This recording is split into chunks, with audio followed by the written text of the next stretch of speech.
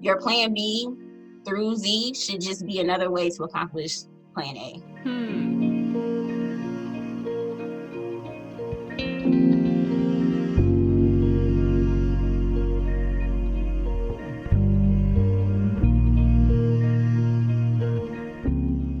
Hi everybody, this is MÍtalks and welcome to the NSSR, where we are encouraging you to run your own race to medical school one day at a time. I'm very excited for this episode. I have a phenomenal guest with me, Corey Boggs. Did I pronounce that correctly? Wonderful. So we are going to get started without further ado. Go ahead. So as Tommy said, my name is Corey Boggs. I am a fourth-year medical student from Ross University School of Medicine. Fourth year. Yes, I will actually be finished my last rotation, meet all my degree requirements this coming January 2021. Yeah. I'm a Maryland girl.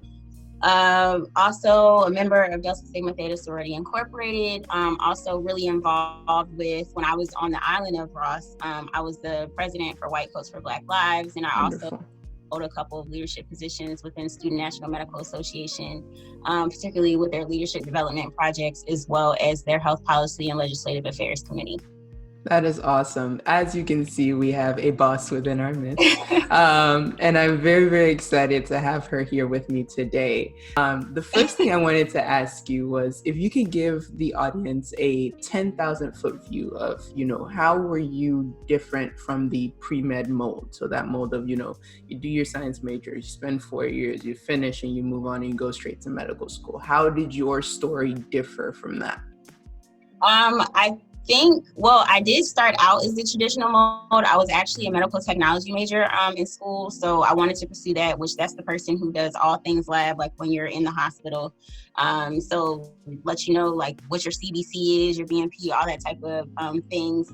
But actually that major at my particular university ended up being discontinued.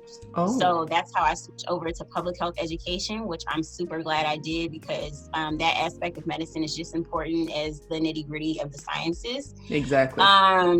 During my senior year of college, organic chemistry got me. I actually failed organic chemistry 1, I believe. I think I passed the lab, but did not pass the lecture. And as you know, you have to pass those concurrently. So I went ahead and graduated, and I went back to basically complete that prerequisite. During that time, I also began to study for the Mcat, which is the admissions exam that you have to take in order to get into medical school. At that time, so this tells you how long I've been in the game and been pursuing this, it was a 2-digit score, which is not even a thing anymore. Now it's 3 digits. Right. And just kind of performed very mediocre. So I actually took a prep course, exam crackers, still kind of performed the same way. So I was just like, what am I going to do? Because as far as I had known, scores are everything essentially. So I went to University of North Carolina at Greensboro for undergrad. I ended up going to Wake Forest University to receive my master's in biomedical science, which essentially was a post-bac program. Right. So our coursework was essentially, what you would do as a first-year medical student. Did pretty well, but was still waitlisted for Wake Forest. So I was like, okay, what am I going to do? Am I going to keep pursuing this? Am I just going to kind of give it up and do whatever? And I just decided in my head, like, I really don't see myself doing anything else except practicing medicine. So I worked for a year where I kind of figured out, what course of action I wanted to take. And that's when I had heard about Ross University for a long time. And I'm like, Caribbean school, like, is that even legit? How does it work? And so I actually researched it again. And they have a policy where you can literally, if you already have your NCAS application together, you can literally just take the PDF version and fax it over or email it over to them, and they'll review it. And I got in. So that was 2016 that all that happened. In January 2017, I was on the island of Dominica. Wow. That was quick. Yes. There are a lot of things that people can relate to, I feel, in that story, at least the 10,000 foot view right now. One, failing a class, because I know many people who believe deep in their hearts that, if you fail a class, you can never make it to med school. And also, with life happening. You didn't ask for your major to be discontinued, and how to adapt to these things. So I'm really happy that you're able to highlight those things today. So let's dig deep a little bit. Okay. Start us off. Let's see. Where did you start to ink towards this public health path when that happened? How did that go for you?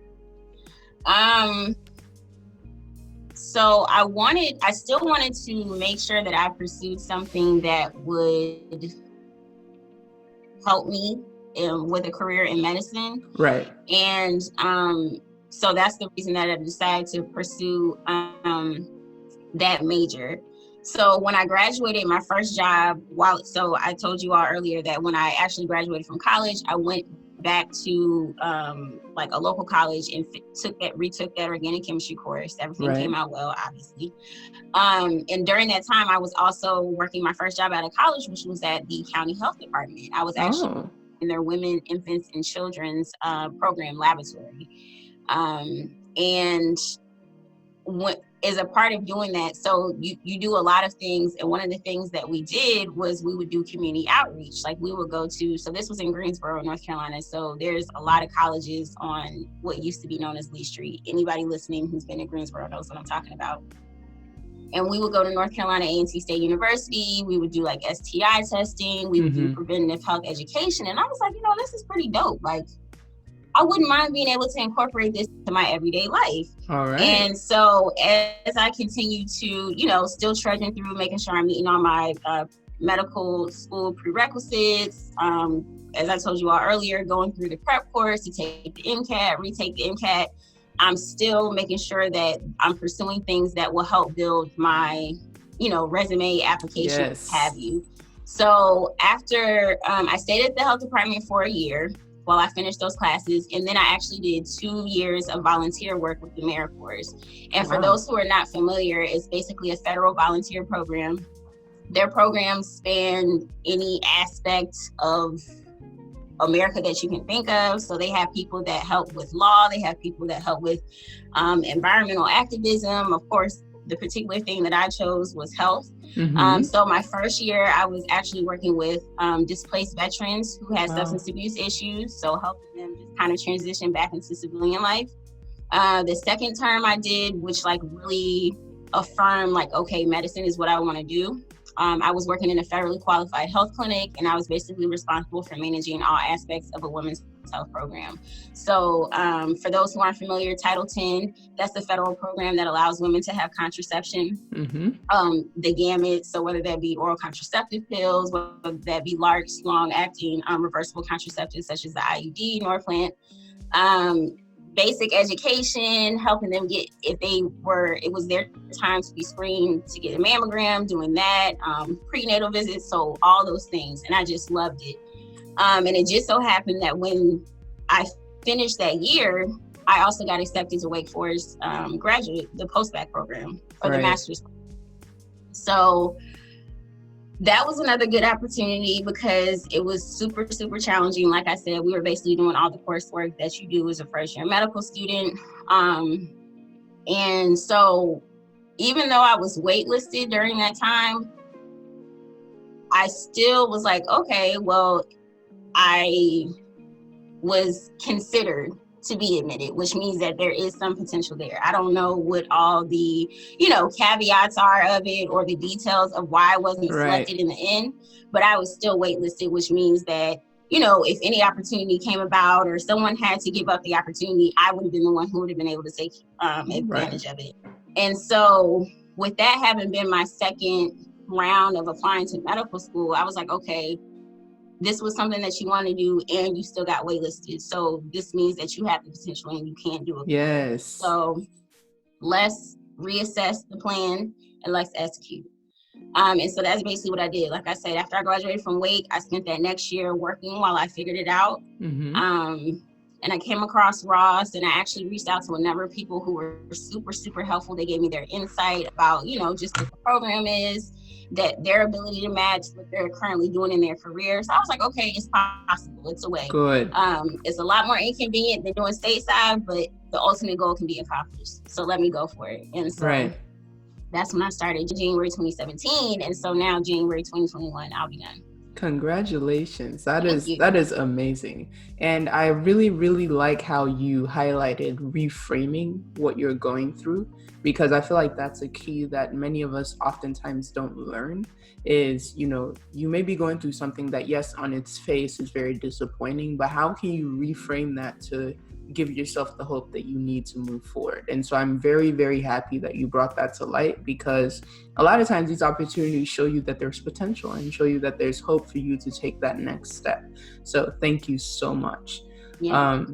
The other question that I had was, you know, digging into that decision to transition. Obviously, there were a lot of things that you were worried about, concerned about, a lot of things that, you know, people in that same position right now may be experiencing. Mm-hmm. So could you speak a little bit to that and where your mind was and how you were able to proceed?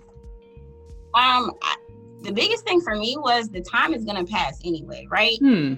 So sure, and at this point in time, you know, I was still coming into myself. So I did feel the pressure of like, so for those who don't know, I'll be 32 in November. So like, I'm like, oh, I feel super old, just in the game of life. And at that time, that was like 4 or 5 years ago, I was still struggling with like, oh, if I'm still pursuing this and I'm already in my mid-20s, and like there are people who I graduated from undergrad with or who I went to this graduate program with who are, you know, already starting their career, like they're going to be pretty much in practicing, you know, by the time I even, you know, start to pursue this or go to school, or they're going to be, you know, 4 or 5 years into their career by the time I finish. Like, does that even look right? So just looking at all that stuff. But like I said, I had to really reflect and realize that the time is going to pass anyway. So sure, I can give up on pursuing it,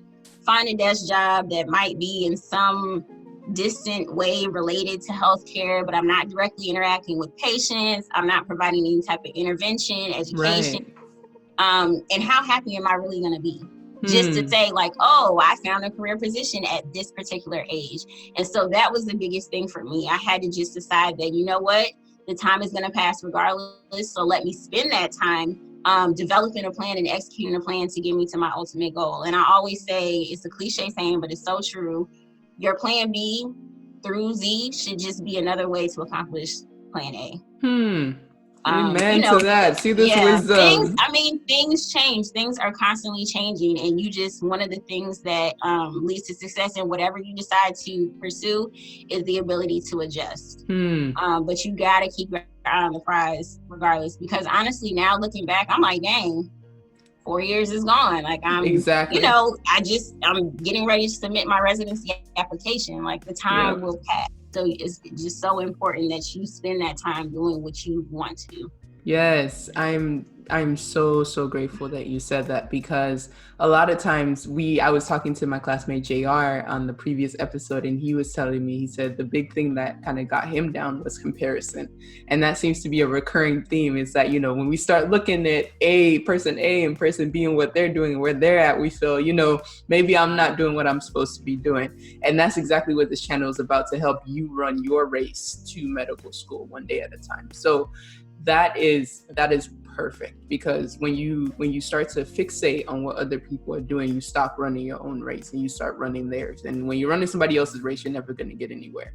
So I am so happy that you are letting people know from your experience that, you know, you just have to figure out what's best for you. Because like you said, that time is going to pass. And how do you want to spend it? Do you want to spend it doing something you're going to be happy with for the rest of your life?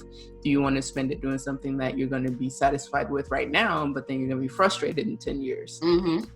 So yes, thank you so much. And the older you get, I just want to say, the older you get, you'll realize that time, even though it does pass quickly, because, you know, when you're 2021, 4 years seems like, oh my God, 4 years, that's so far from now.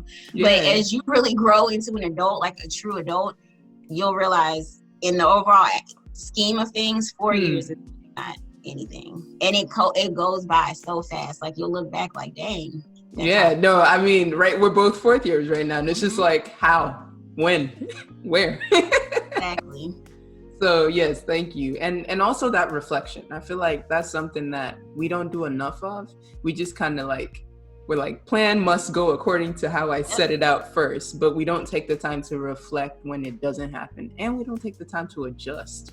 I'm very glad that you pointed that out, because even in medicine, and you can definitely testify to this, as a medical student, as a physician, adjusting is like your life. You have to be flexible. And so being flexible now, if you see it as a mode of practice for when you're going into your career, you're just preparing yourself for what you're going to face every single day, right? Mm-hmm. No, I'm very grateful that you said that. So the next question that I want to ask is that obviously, you know, that perspective is going to shape how you approach medical school, right? Because medical school is difficult, it is tough, and there's many different types of people coming into medical school. So as a fourth year, now reflecting on the time that you spent, can you give us a little perspective on how this experience that you had shaped the way you approach med school, say, compared to how you would have approached it if you had gone straight in? It's influenced it by reinforcing to me that, one, mentorship is so important. You know, the pre-med advisor that I had in undergrad, you know, their insight like was very myopic. It's like, if you don't have a 3.75 overall GPA, a 3.5 basic science GPA, and scored at that time, I think like a solid MCAT score was like a 30-32, you're not going to medical school. Point blank. Wow. They just straight up tell you, like, don't come back to my office. This is what it is. So I think mentorship is very important, because I have physicians that I've met throughout medical school that are my mentors, and they will tell you stories like they had the same type of challenges that we face now. Like, they didn't pass every test. If a lot of things have changed. So even like the number of board exams we take, the scores we have to get on them to be considered competitive, they will tell you if they had to go through what we went through, like rigor-wise, they'd be struggling. So I think mentorship is really important, and that's something that if I could go back, I would have tried to pursue more. Just because I think it would have given me a lot of ideas or different approaches. Because a lot of factors go into getting into med school. It's like where you apply, when you apply, who you know, all those things matter. And so I didn't really have anybody to help me with that. So I just applied to like the handful of schools that I knew of on the East Coast. And I think that was really limiting. Because I talked to people that are stateside, and literally their stats are very similar to mine. Despite me going to an IMG. So mentorship, as I said before, who you know is just as important as what you know. You definitely need a village to navigate this whole thing. Because it's not easy. You also need that village because those people in your corner are who will give you grace. Medicine is one of those fields where it's like, even though we're human, medicine doesn't care about that. Like you have to, and if you make any type of mistake, it's like, oh, you're dismissed, you're on academic probation, you mess this up again, like you're gone. And I think when you have people in your corner, they can help soften the blow or help give you those other chances that a lot of people who have ended up being successful received as well. Yes. Another perspective, yes, imposter syndrome, it is such a thing, but it is also something that you can so overcome. Like yes, medical school is very daunting. The tests we take are very daunting. The process to even get your postgraduate training is very daunting. Oh, so it's understandable to have that imposter syndrome, but you have to understand that you can also overcome it. So it's okay to sit in it for a little bit, like, ooh, I really feel like I can't do this, but know that you can, because there are people who are on the other side of what you feel, who felt the same thing, and they still persevered. Yes. And then the last thing is in regards to my perspective in medical school, you really can't accomplish anything you put your mind to. Like the doctors that are training you when you're on your rotations, they were once students too. Yes. Like the best surgeon was once a student. And so they went through the same process as we did. And so you can do it. You just have to take it one day at a time.